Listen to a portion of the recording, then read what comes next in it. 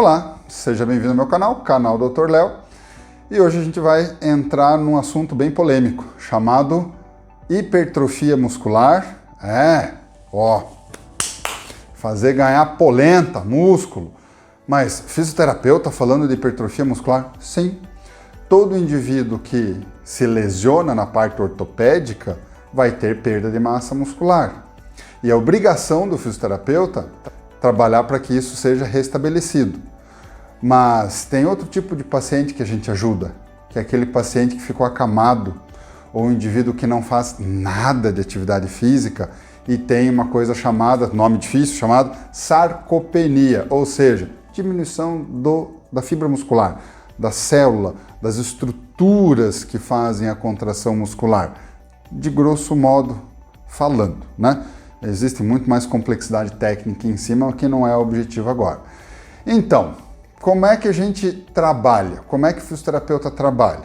Ele trabalha usando os mesmos princípios que o educador físico, que os marombeiros, que o pessoal de academia, pessoal de crossfit, pessoal de calistenia, pessoal que treina para atividades desportivas que exijam força, que exijam volume muscular e com um fator a mais, um déficit, ou um déficit fisiológico, que o indivíduo para de ter uma massa muscular, um volume adequado para ter uma vida saudável, e também aquele indivíduo que teve lesão, por exemplo, pós-Covid, né? O que acontece? Muita gente perdeu muita massa muscular, ficou muito doente, o corpo definhou, ficou muito tempo acamado, né?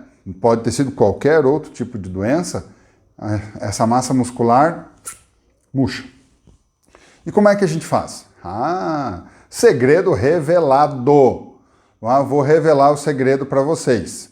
Primeira coisa, básica, saúde geral. Comer bem, água, sono e não faltar nenhum tipo de nutriente no corpo.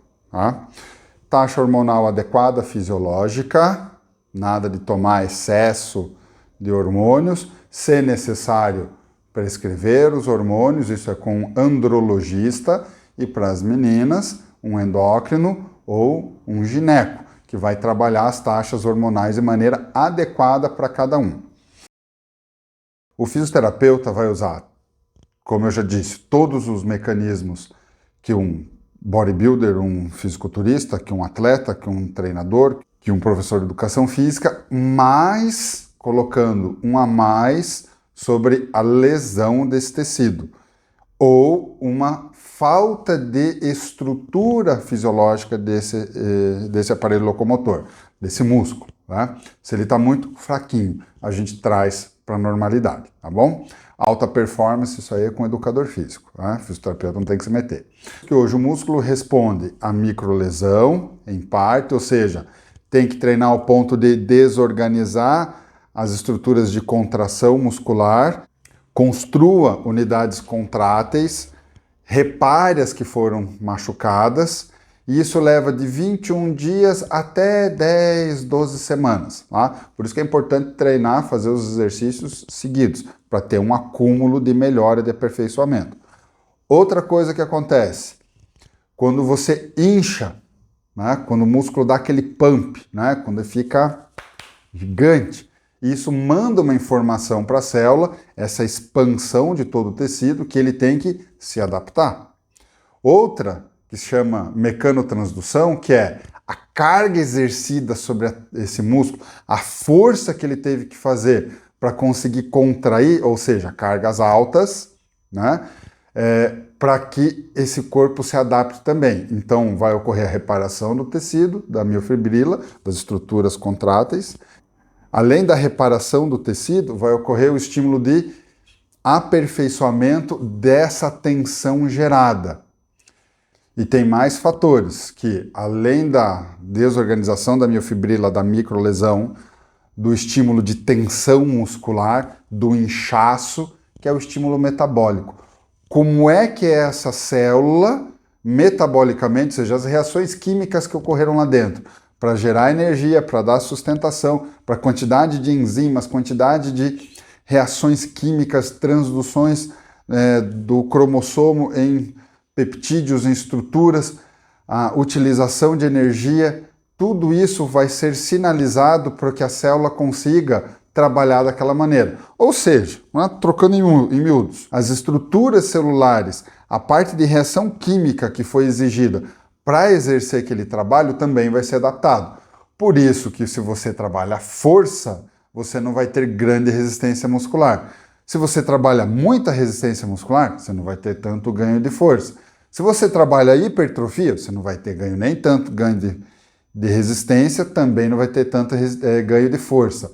Ou seja, não tem como melhorar tudo no seu máximo. Você vai dar prioridade para partes. Por isso que é feito um ciclo de micro, meso e macro ciclo, né, de treinamentos, de adaptações. Bom, e como é que eu sei quantas repetições eu devo fazer? O músculo não sabe contar. Mas em torno de 4 até mais ou menos 30 repetições com a mesma carga, você vai ter ganho de adaptação aí de volume, de força e de resistência. Claro, se for fazer série de 30, mais resistência. Se for fazer série de 4, 6, mais força. Se for fazer série de 8 a 12, por ali 15, vai ter maior ganho de hipertrofia. Ah, mas e como é que o fisioterapeuta pensa? Bom, primeiro, se o músculo não está lesionado, se ele só está sarcopênico, ou seja, murchinho, pequeno, fraco, por desuso ou pouco uso, a gente vai ter que respeitar todos esses passos. Nós jamais vamos começar com séries de grande carga e pouca repetição, porque isso leva muito estresse às estruturas, de tendão colado no osso, tendão colado no músculo, tá? E para o próprio músculo. O músculo consegue se adaptar rápido, mais rápido do que a parte do músculo que liga no tendão e do tendão que liga no músculo. Por isso que muita gente tem as tendinites quando começa a fazer treino de musculação, porque ainda essas estruturas que não são contráteis não sofreram carga e adaptação suficiente para aguentar. Bom, e como é que a gente trabalha? Vamos pensar no músculo saudável, sem lesão de ruptura, de inflamação, de pós-cirúrgico, nada disso. Como é que vai acontecer? Bom, eu tenho que pensar, primeiro, a técnica tem que ser perfeita do movimento. Tá? Perfeita. Perdeu técnica, acabou o número de repetição. Primeira coisa. Se eu não sei a técnica, tem que aprender. Um fisioterapeuta, educador físico, vai te ensinar a fazer um movimento de maneira correta, perfeita, para aquele gestual para qual vai ser prescrito. Ou seja, para que eu quero fazer esse movimento? Né? Aí existe uma técnica e uma progressão pedagógica, uma progressão de especificidade, de dificuldade, de habilidade que vai ser jogada para frente. Bom, dito isso, perdeu técnica? Primeiro, aprende técnica. Se não souber técnica, aprende técnica. Depois, perdeu técnica? Parou o número de repetições. Depois, eu vou trabalhar com tempo sob tensão. O que é isso? A velocidade da contração muscular. Se ela vai ser bem devagarinha ou se ela vai ser rápida. Se eu faço o treino mais rápido, eu consigo pôr mais carga. Se eu faço um movimento bem lento, eu tenho que diminuir a carga. Bom, velocidade de movimento e da isometria. Bom, vamos lá. Isometria é quando eu seguro e não mexo mais. Tá? Concêntrico, o bicho está trabalhando, está indo, ele está encolhendo. Excêntrico, quando eu estou fazendo força, segurando o peso e ele vai esticando. Então, isso você já aprendeu 3 nomes técnicos. Isométrico, tempo zero. Concêntrico, o músculo contrai. Excêntrico, a gravidade ou o peso leva meu braço e eu controlo, mas ele está esticando. Isso é excêntrico. Bom, a velocidade da execução concêntrica, excêntrica e da isometria vão dar tempo sob tensão. Então, eu não preciso ter tanta carga. Outra coisa, intervalo entre as repetições. Se eu faço intervalos curtos, eu não dou tempo de chegar oxigênio, nutrientes e tirar os catabólitos e a célula recuperar o fôlego, vamos dizer assim, para conseguir próxima série. Então, intervalos curtos, eu tenho que usar menos carga. Ah, professor, então é por isso que quando eu vejo o pessoal na academia, eles levantarem muito peso, eles esperam bastante para fazer a próxima série? Sim, porque eles estão priorizando força, mais do que resistência muscular. Agora, se eu quero resistência, eu vou encurtar o tempo de intervalo, né, e aumentar o número de repetições, porque eu quero estressar o sistema metabólico também, para que aquele músculo aguente trabalhar com mais intensidade, com mais tempo de execução, com menos carga. Só que aqui a gente vai falar o segundo pulo do gato. O pulo do gato que saiu do telhado, né? O gato desceu do telhado, que é quando a gente fala de 8 a 12 repetições, você tem que conseguir fazer 8, mas não pode conseguir fazer 13. Se você conseguiu fazer 13, o que você pode mexer? Ou eu aumento o peso, legal, ou eu faço uma contração mais lenta, legal, ou eu diminuo o intervalo de contração, legal, certo? Aí eu vou trabalhando com essas variáveis. Qual é um raciocínio extremamente seguro para você que não quer se arrebentar na musculação, não quer se arrebentar? Carga baixa, primeiro, técnica. Carga baixa, execução numa velocidade confortável, intervalos maiores, 2, 3 minutos. Eu vou sinalizando para o músculo, para os tendões, para as partes de contato e principalmente sistema nervoso central e periférico, porque o seu neurônio, que é o fio elétrico que manda a contração muscular, também precisa se adaptar, tá bom? Essa coordenação de solicitar várias estruturas, vários pistões que estão contraindo, vem daqui de cima e também precisa ser adaptado. Então eu vou trabalhando primeiro com bastante segurança, carga baixa, execução confortável, intervalo bom para recuperar bem. À medida que você vai chegando no número de repetições lá, 15, 20, chegou em 20, aumento o tempo sob tensão, contraio mais lento. Contraindo lento, cair para 8, 10 repetições, quando eu já estiver conseguindo fazer 15, eu faço o quê? Diminuo o intervalo entre as séries. Vai cair o número de repetições. Quando eu conseguir fazer lá 12, 15, legal, o que eu faço? Aumento a carga. Aumentou a carga, aumenta o tempo de intervalo, aumenta a velocidade de contração. E aí começa tudo de novo. Assim você dificilmente vai se machucar. Assim você dificilmente, vai dar lesão, tá? Importante, treina 3 dias, descansa o quarto. A recuperação ativa, faz uma atividade leve, para dar tempo para o corpo recuperar. Ah, mas eu quero ganhar massa muscular. Muito bem, cardiorrespiratório é importante para conseguir mandar bastante sangue para a musculatura e para você não ficar morrendo entre as séries, principalmente quem quer treinar perna. Grande volume de músculo, grande demanda de sangue, precisa ter uma bomba injetora de combustível lá, legal. Então, um exercício aeróbio em torno de 15 minutos, hoje se sabe que isso não vai atrapalhar o ganho de massa muscular. Aí tem várias estratégias. Tá? Os educadores físicos são os grandes mestres nisso, tá? Então você pode fazer ritmo, alta intensidade, intervalado, você pode fazer um pouco mais elevado, constante, pode fazer com uma frequência cardíaca mais baixa, tudo depende do objetivo, mas primeiro passa num cardio, faz os testes, se possível. Se você não puder fazer um exame cardiológico, muito cuidado com o desconforto no peito, dor no braço, no meio das costas, tontura, náusea, quando você fizer atividade física leve, tá? Se isso tiver tudo acontecendo, pode ter esses sintomas, vá num cardiologista que pode ser alguma coisa mais séria, tá? Não se faz atividade física, exigência física, sem antes a gente saber se sua bomba cardíaca tá ok, tá? Não quer ninguém passando mal, infartando, morrendo, coisa de desgraça, por tentar estar saudável, tá bom? Muito bem. Primeira coisa, lesionou? 3 semaninhas, tira o pé, tá? A gente precisa fazer uma avaliação.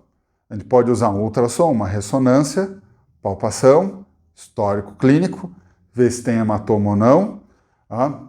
Capacidade de execução de movimento, nível de dor, tamanho do inchaço, tamanho do calor, tamanho da vermelhidão, tamanho da perda de força e de funcionabilidade, para a gente determinar qual o tamanho do estrago, tá bom? se vai precisar entrar com medicação, se não vai precisar entrar com medicação, se vai precisar entrar com ultrassom, com laser, com analgésicos, com TNS, N técnicas, drenagem, manobra de organização de fibra, né, são as crochetagens e outras técnicas, massagens profundas, transversas, longitudinais. Bom, primeiro a gente vai definir o tamanho do estrago. Definir o tamanho do estrago, aí a gente vai saber quanto tempo essa pessoa, esse tecido, vai ter que ficar quietinho. Se o rasgo for grande, nem mexe. Pelo menos 21 dias quietinho ali, com movimento muito delicado, passivo, ou seja, passivo o fisioterapeuta faz. Ativo, assistido, o paciente faz com a ajuda do fisioterapeuta. Ativo, o paciente faz sozinho, tá? Bom, o que a gente vai fazer? Passar do passivo, a passivo assistido e o ativo, tá? Colocação de carga, de resistência, a gente vai respeitar todos aqueles princípios que a gente falou ali atrás, tá bom? Quanto à recuperação, a gente vai avaliando, sessão por sessão, o quanto pode começar a exigir desse tecido. Porque se a gente não trabalhar a cicatrização desse tecido com contração muscular, com alongamento, mas tudo sem romper, sem machucar, tudo no limite fino, o que acontece? Cicatriza tudo embolado, assim. Aí quando você precisa que contraia, tá tudo travado. À medida que a gente faz cicatrizar, mas isso num sentido mais longitudinal, quando essa cicatriz terminar de maturar, vai ter mais unidade contrátil adequada, não vai ter uma cicatriz travada e as estruturas vão estar mais alinhadas com o sentido de força, tá bom? Então é assim que um fisioterapeuta pensa. Ah, mas uma tendinite comum, epicondilite é bem comum, tendinite de tríceps, de patela, de joelho, mesmo princípio. Lesionou, para, processo anti-inflamatório, analgésico, primeira fase de cicatrização, de reparação de tecido respeitada, sem aumentar a agressão ao tecido, aí a gente começa a colocar carga, todos os trabalhos devagarinho. No outro vídeo, eu vou explicar que a gente vai trabalhar, primeiro, passivo, ativo assistido, ativo. Resistência muscular, tensão aumento de tensão, tempo de contração, diminuição no intervalo, a gente vai começar com um intervalo grande, contração mais rápida, para não ter muito tempo sob tensão, mas não é veloz. Aí depois, que já tem essas estruturas adequadas, uma contração mais lenta, com uma carga boa. Tá? O que é boa? Depende de cada caso. Com um intervalo mais curto, a gente começa a fazer movimentos de velocidade num plano, ou seja, num sentido só. Depois a gente diminui a velocidade e começa a dar mudança de direção, de planos, integrando esse movimento com outras funções que o indivíduo executa. Depois a gente começa a trabalhar a agilidade, ou seja, velocidade moderada para alta, com mudança de direção. E por último, explosão, tiro, velocidade de reação rápida. Quando o paciente já está passou por todas essas fases, a gente dá alta. Tá? Aí manda na mão do educador físico que ele lenha para aumentar a performance. Tá? Certo? Espero que tenha ajudado, que tenha clareado as ideias, que tenha entendido como é que um fisioterapeuta pensa em termos de hipertrofia muscular, de proteção de tendão, de reforço muscular, como é que a gente usa na reabilitação e no desenvolvimento e na promoção da saúde das pessoas. Gostou? Foi útil? Dá o joinha, se inscreve, ativa o sininho lá, ajuda a crescer o canal, informação séria, de boa qualidade, numa linguagem mais tranquila que você possa entender. Tá certo? Gostou? Espalha pro pessoal aí, tá bom? Um grande abraço. Qualquer coisa, me chama aqui que eu tento te ajudar.